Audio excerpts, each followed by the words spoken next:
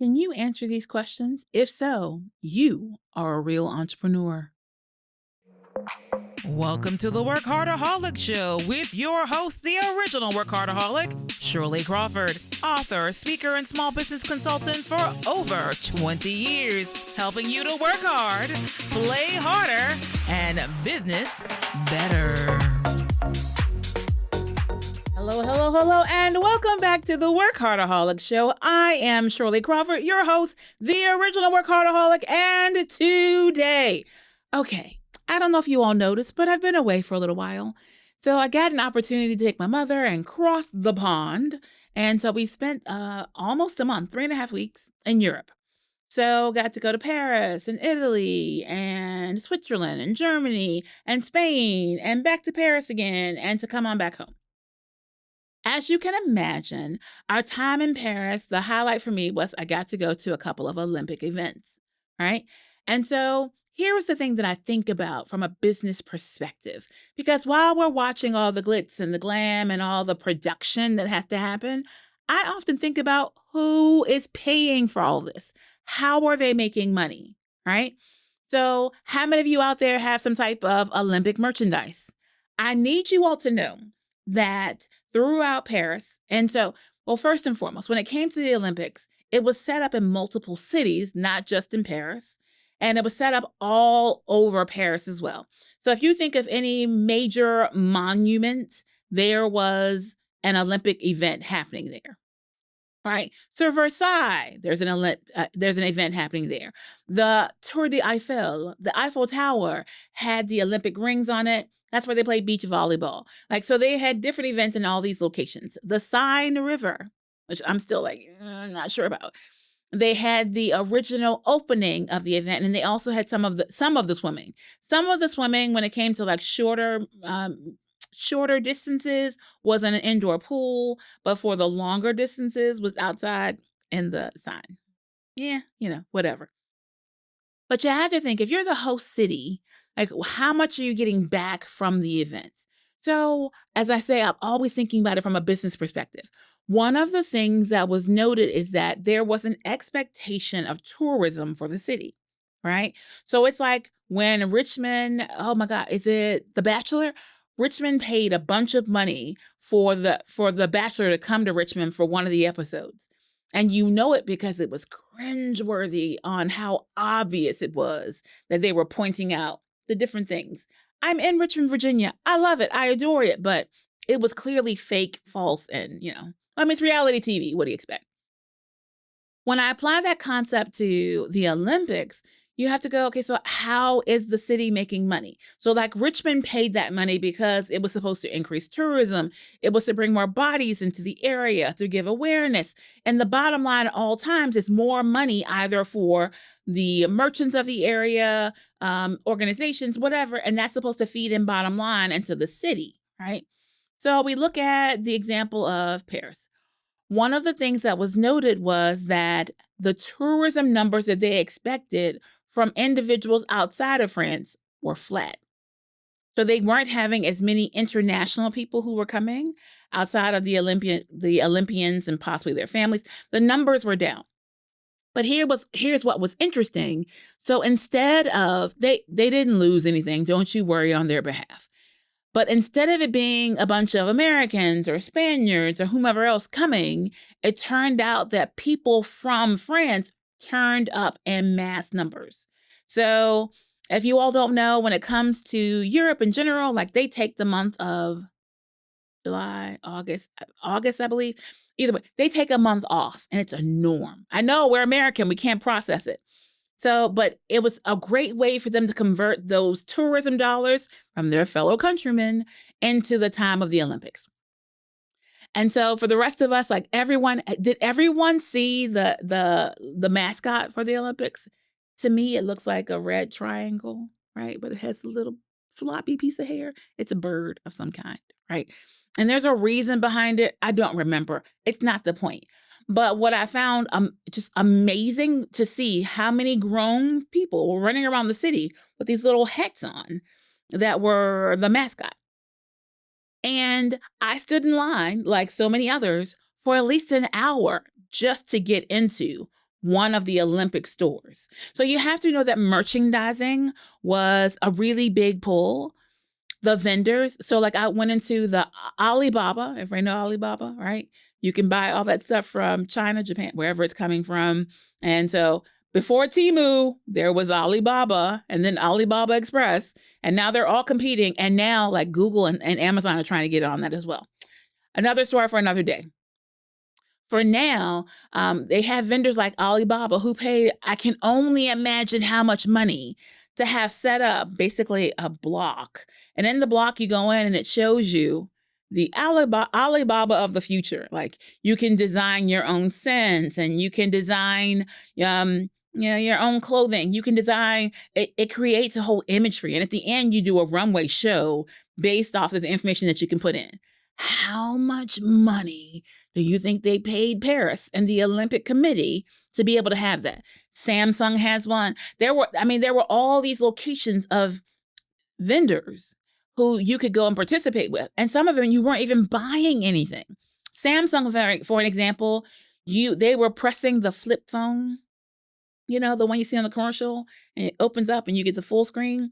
They were pushing that like nobody's business. So you go in, you play with it. You have to do three events of the how many there were, and then you can go back and get a pen. So pens are a big thing. Another merchandising thing. So I'm only scratching the surface, but like the merchandising is so beyond, sorry, you all, the sport. It's so universal, so unilateral that even for this year, Simone Biles had her own customized pen.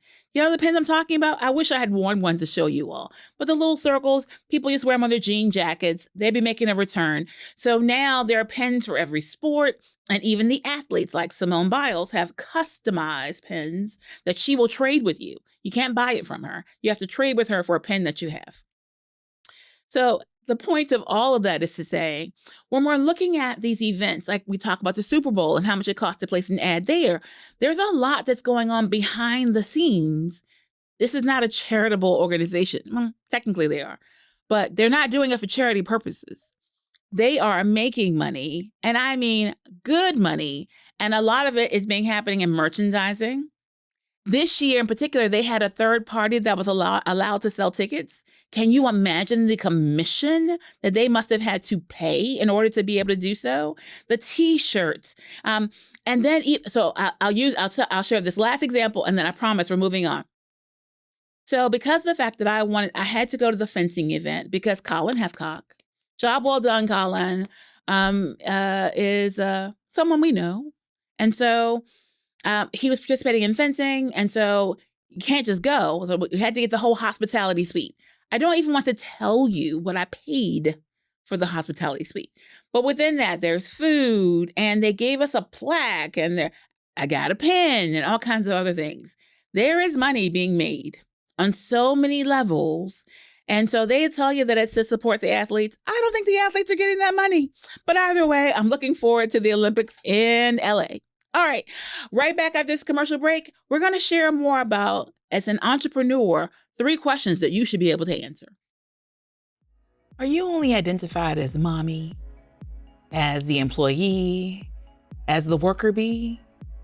You know what? It's time for you to be identified as you. There is more to you than your function for others. Come discover it at the Diva Mastermind Retreat. That stands for doing it very authoritatively. It's time for you to find your voice, find your place, and make your mark. Join us October 7th through 11th this year in 2024 in Outer Banks, North Carolina, where we'll help you with mastermind moments. We'll help you with seminars, sessions, and the camaraderie of other boss ladies just like you. Don't forget to join us for the fun. Visit Diva Mastermind at groovepages.com to get your ticket today. Only 3 spots left. We'll see you then. At Richmond Dentistry for Children, Dr. Randy Adams and Dr. Brandon Allen are crazy about your kids and their teeth. With compassionate care, our professional staff treats your kids like they were our own. Call us today to make an appointment at 804-780-2888 or check us out on the web at richmonddentistryforchildren.com. Let Richmond Dentistry for Children take care of your kids' teeth today for a healthy tomorrow. Listen, attorney Alex Taylor is a soldier in a suit, defending anyone with criminal charges, DUIs, and more. Call Alex Taylor, your soldier in a suit, at 804-500-5000. I'm Alex Taylor. Don't face your criminal charges alone. Put a former prosecutor with 30 years of experience on your side. Let me show you how a soldier fights for your freedom. Call 804-500-5000 or go to alextaylorlaw.com. Life can be a struggle. Find hope, healing, and answers at the Abundant Life Church of Christ, a place to encounter God through uplifting worship, singing, prayer, the preach word, and fellowship. One step can change your life. One step could shift your destiny. There has never been a better time to take that step than now. Come be our guest every Sunday at 10 a.m. at the Abundant Life Church of Christ, a place where you belong.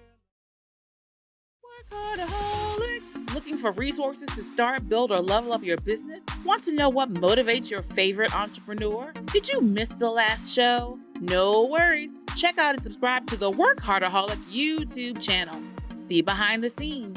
Hear the extended version of interviews. Catch one of our trainings. Missed the show? No worries. Like, share, subscribe our YouTube channel at WorkHARDaholic, and happy entrepreneuring. Welcome back, welcome back, welcome back. Okay, so here's the thing. So on the show, we talk a lot about entrepreneurship and how to make that simpler, easier, more streamlined so that you can live better, do better, be better, and business better. Okay. And so I often talk to people and they're contemplating whether or not they're an entrepreneur. And I always think that's an interesting thing because for me, it's something I just know. That's who I am. It's what I do. Even if I've taken on another job in order to have income while my business is doing something else, I am always an entrepreneur. So I had to go look up some of the basic questions that every entrepreneur should be able to answer. If for some reason you can't answer these, then you're right. You're probably not an entrepreneur yet. Okay. So, these questions are from the Harvard Business Review. I have my own set of questions, but let's start with Harvard. Harvard. Okay. First question is, what are your goals? So as an entrepreneur, you should be able to say what it is you're trying to accomplish. And for me, I always say, how do you measure success? Right? Because as I've said before, in my earlier years, there was a lot about money. And then when I really got into entrepreneurship, it was so much more about being able to help people, translate their dreams into reality. And so you have to know what your goals are because that's how you're going to measure if you're being successful or not. Second question, do you have the right strategy? I find that to be a fascinating question. So these are Harvard Business Review's questions, but I still find that to be very fascinating because if you're looking at your goals and what you want to accomplish, there should be a strategy attached to how you're going to get there. You all know I love reverse engineering, right? I love to look at the problem and look at the solution, look at the answer of where you want to be, and then work it backwards so you know that you're on the right road, you're doing it the right way, and you're doing the right thing. It's so very easy to keep working, like put your head down and do the thing, and then you wake up 10 years later and you're like, how did I end up here? Right? So here we often talk about the fact of that's why you want to use your business plan because you want to say, this is what I want to accomplish. And then even if you get distracted or sidelined with a cash cow, something that's making you money, but it's not your real purpose, your real heart, your real soul, you even add that into the business plan to say, I'm going to do this for now or until I make this much money or until this point. And then you get back to the original thing you're called to do. Right? So second, do I have the right strategy? The third one, now this is the one I actually found the most engaging of all three. Can I execute the strategy? That's an amazing question that I don't think a lot of entrepreneurs ask. They're just going, hey, I'm passionate about this. Like I know in my consultations, I think about the people who have come in and seen me, some of which have left my office hating me. Let's just be clear. Because that dream, that vision is their baby, but they haven't thought about what it takes to raise a baby. It's like it's easy to make a baby. Do you know how to take care of the baby and in the different stages of that baby's life, right? 20-year-old child versus, 6 months. There's a whole different strategy.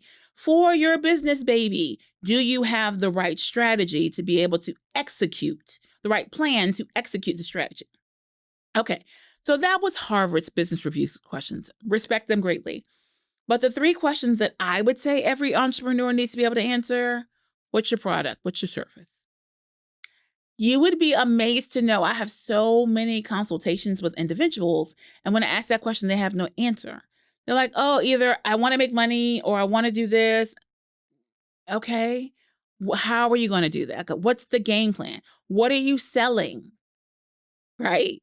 So most of us aren't trying to create a nonprofit. Yes, I have a nonprofit, but that's not what most of us are trying to do. We're trying to create legacy, succession. We're trying to make money so we can pass that on to the next generation, or so that we can spend as much time in Dubai as possible. If you're going to do that, you have to be selling something. What is it? Okay. Second question: how do you make money? So I am always amazed. This is the first, when I'm looking at someone's business plan, this is what I'm looking for. Like, what are you selling? Or what is it that you're all about? What's the nucleus, the product or service? How do you make money? I ask that question and people look at me blankly like, I always use the example of the barbecue sauce, because at this point, it's been so long ago that I'm sure she won't be offended that I'm talking about her. Plus, I won't say her name. But I had a client who made a barbecue sauce. Everyone loved it, thought it was great. It was amazing.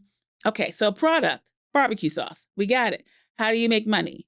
Do you think the answer is by selling barbecue sauce? Not hers. Because when you break it down to the cost of what it costs to make said barbecue sauce, no one at that point in time was paying $25, $30 to get a little bottle. See how excitable we get? A little bottle of barbecue sauce. So then how are you making money? You're out here selling this stuff. You're either selling it below what it cost you, which means really you're giving it away. That's not a business model. How are you making money? Now, if you're saying you're making this barbecue sauce and you're attaching it to Dave's Barbecue, right? And so they're going to have contests and whatever, and they're going to sell, and it's part of some agreement, and you're getting money because of, like the Olympics, merchandising, and it's not really the barbecue that's the thing that brings in the money.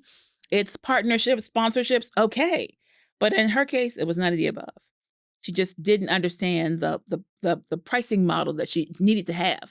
So in the end, she stopped producing it because really she was about to lose her house. So always know I'm sorry, that's not a happy thing, but that is business. So that's why we want you to answer the questions beforehand, not afterhand. And then my favorite question is, how are you different?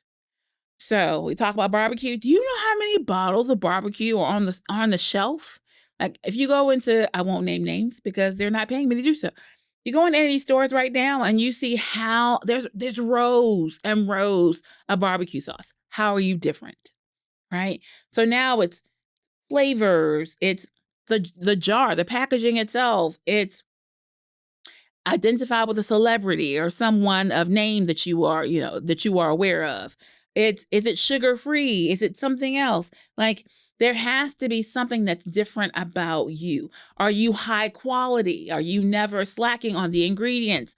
Are you the fast way to feed your family? Like you have to always know, like, how are you different? So quickly, once again, Harvard's 3 questions every entrepreneur needs to be able to answer. What are your goals? Do you have the right strategy? Can you execute the strategy? The WorkHARDAholic Shirley's 3 questions every entrepreneur needs to be able to answer. What's your product or service? And be able to answer that in one sentence or less. How do you make money? And how are you different? All right, my local entrepreneurs, hopefully you can answer all those questions. And we'll be right back after this commercial break.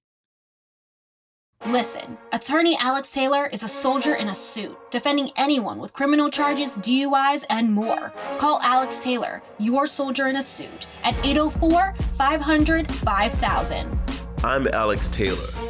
Don't face your criminal charges alone. Put a former prosecutor with 30 years of experience on your side. Let me show you how a soldier fights for your freedom. Call 804-500-5000 or go to alextaylorlaw.com. At Richmond Dentistry for Children, Dr. Randy Adams and Dr. Brandon Allen are crazy about your kids and their teeth. With compassionate care, our professional staff treats your kids like they were our own. Call us today to make an appointment at 804-780-2888 or check us out on the web at richmonddentistryforchildren.com. Let Richmond Dentistry for Children take care of your kids' teeth today for a healthy tomorrow. Ladies, are you looking to move your office from your kitchen table to a space of your own? Are you ready to take your business to the next level? Are you looking for co-working and community? Well, then come join us at the Women's Business Center, RVA, located at 1510 Willow Lawn Drive, Suite 100, directly across the street from the Kroger at Willow Lawn. Visit us on the web at wbcrva.com or on social media at WBCRVA. When you're ready for more than just office space, come join the WBCRVA family. Are you only identified as mommy, as the employee, as the worker bee? You know what? It's time for you to be identified as you. There is more to you than your function for others. Come discover it at the Diva Mastermind Retreat. That stands for doing it very authoritatively. It's time for you to find your voice, find your place, and make your mark. Join us October 7th through 11th this year in 2024 in Outer Banks, North Carolina, where we'll help you with mastermind moments. We'll help you with seminars, sessions, and the camaraderie of other boss ladies just like you. Don't forget to join us for the fun. Visit Diva Mastermind at groovepages.com to get your ticket today. Only 3 spots left. We'll see you then. All right, welcome back again. Okay, so as we've been talking about entrepreneurship, I know sometimes we get into specific topics and everything else, but today I'm really focused about the entrepreneur in general, right? Because it's all about the mindset.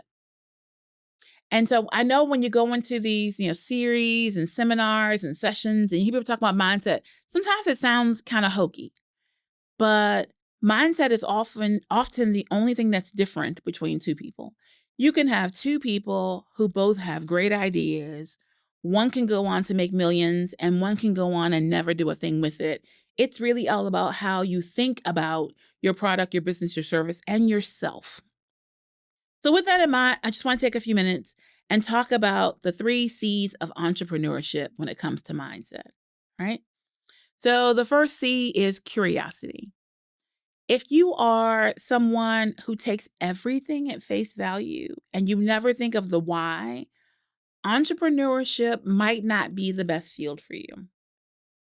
The real success of an entrepreneur is really filling out what's the pain point. And then not just accepting the pain point, but thinking, how can I make this better? How can I tweak this? How can I make this 1% better than it is now? What can I do to make this easier, faster, smoother, more efficient? Like that's the heart of an entrepreneur. So that's that curiosity. It's you see a problem, right? A lot of times we all see problems. Like I think to myself, because I believe someone told me the person who made the eraser didn't make a lot of money off of it. But think about the fact of how many people use an eraser. Okay, right now you're all typing. It's not really a thing for you. But in third world countries, they're still using erasers. You get the point.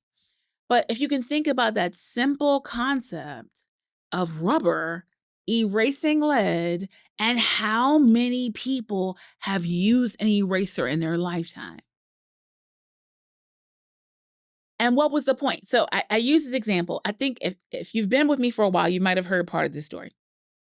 When I first went to Haiti, I believe in going in, assessing, and not just coming in assuming you know the solution. So when I first went to Haiti, I spent the first 3 or 4 months following people, tagging people, meeting a bunch of, officials and politicians, et cetera, and trying to see what was needed in the country. And the real revelation that I got on what was needed was my mother, God bless her, sent me a package. It was the first package I got while I was there. She sent me several while I was there because I was there for a year and a half. She sent me this package and it's amazing. It's like, it was just an amazing package. It had all kinds of things from personal hygiene to food to, if you think about it, it was in there somewhere, just things for amusement. And so here is the deal. Because it's customs, I had to go to the customs office. So I stay in Lakai for the rest of you. And so they have a customs office. You go, I see the box, I see my name. And so then they open it in front of you and they take out every single item in the box. Did I tell you it was jam-packed? So I had to sit there while they listed out 43 items, including like a candy bar, whatever. They list out every single item. They assess a value. They tax you and you pay it. Okay? Now that sounds bad enough. But at that point, they have this typewriter, like, with the raised keys, for those of you who are old enough to remember those little circle raised keys.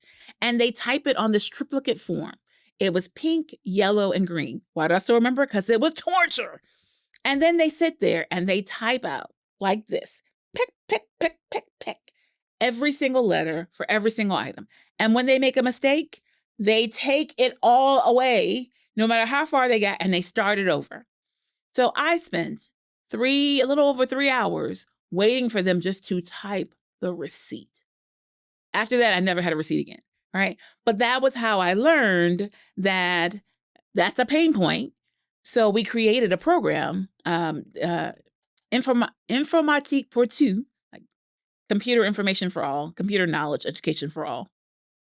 And we teach people, from little kids to government officials, how to type on the computer, how to use Excel, PowerPoint, Word, and one other program. All right. So it was because it was a pain point that we were able to figure out. We were curious about how can we make this better. That has to be the number one thing for an entrepreneur. That curiosity to see how can you make this better. The second one, connections, right? And the connections goes a wide gambit, right? You need to be able to connect a consumer to a product or service, or connect their need to an end result. You need to also be able to connect to the consumer. That's what marketing is for, right? Marketing and advertisement is because you realize the pain points, you realize the needs, the desires of your target market, your audience, and you are making the connection so they know that you are the authentic, real answer to their questions. This is why you are bombarded every single day with commercial after commercial after commercial after commercial. They're trying to create a connection, okay? Then the last piece is creating value. So when I talked earlier about the Olympics and the mascot and the people wearing it on their heads, in all honesty, it probably cost $1.25 to make, if that much. They probably got it made for less. They sold it for like $25, like almost $30. How do you create the value for something that you know costs probably a little less than $1, and then you're able to charge? What's the increase on that? Charge almost $30. You're creating an emotional connection. You're creating the value, right? So as an entrepreneur, those are the 3 C's of what you have to be able to accomplish. You have to have curiosity. You have to be able to create connections, and you have to be able to create value. If you're able to do that, then you could be the next bestseller. You could be the next product that we're all hearing about. You could be the next, let's give a shout out, Sassy Jones. You could be the next one, all right? But you've got to get those 3 things done first and foremost. All right, that's it for us for today. As we always say, live better, do better, be better, and happy entrepreneuring. The top. Like, share, subscribe, repeat. Like, share, subscribe, repeat. Repeat. Repeat. Thanks for tuning in to WorkHARDaholics. Support our show by following on YouTube and all major social media platforms at WorkHARDaholic. Until next week, happy entrepreneuring.